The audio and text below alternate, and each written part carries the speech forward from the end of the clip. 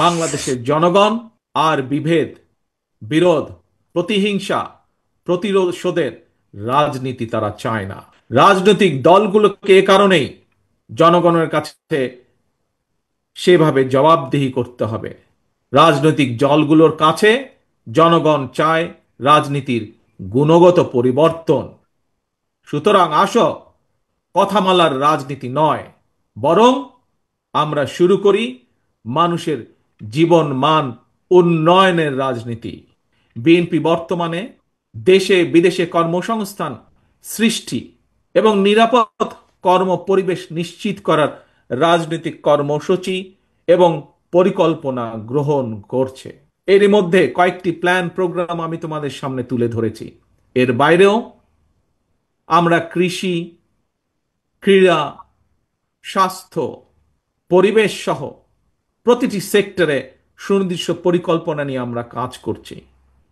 তবে সকল কর্ম পরিকল্পনা যদি যথাযথভাবে বাস্তবায়ন করতে হয়, তার জন্য প্রয়োজন তারুণ্য নির্ভর একদল মেধাবী মানুষ।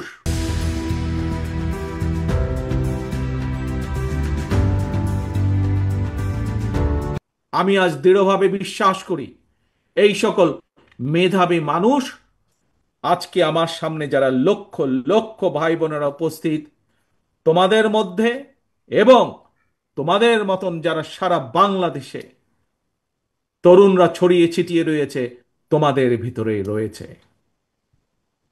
প্রিয় ভাই বোনেরা, পলাতক স্বৈরাচার মুক্ত বাংলাদেশে প্রচলিত প্রথাগত ছাত্র রাজনীতির গুণগত পরিবর্তন হওয়া দরকার।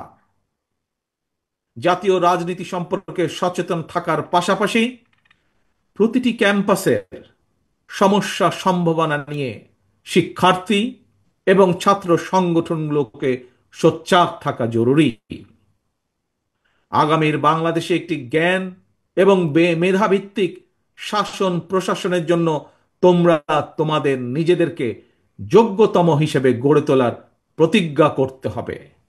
জ্ঞান অর্জন আর লেখাপড়াই হতে হবে তোমাদের প্রথম এবং প্রধান অগ্রাধিকার। ভবিষ্যতে শিক্ষার্থীদেরকে যাতে কর্মসংস্থান নিয়ে হতাশায় পড়তে না হয়, আমাদের দল বাংলাদেশ জাতীয়তাবাদী দল বিএনপি সেই আলোকেই শিক্ষা ব্যবস্থার সংস্কার এবং জব অপরচুনিটির জন্য কর্ম পরিকল্পনা বা প্ল্যানিং তৈরি করছে। প্রিয় বন্ধুরা, তথ্য প্রযুক্তির এই সময় বিশ্ব বাজারের সঙ্গে দক্ষতা এবং যোগ্যতার প্রতিযোগিতায় যদি টিকে থাকতে হয়, তাহলে অবশ্যই তোমাদের সকলকে তথ্য প্রযুক্তি এবং কারিগরি শিক্ষায় দক্ষতা অর্জন করতে হবে।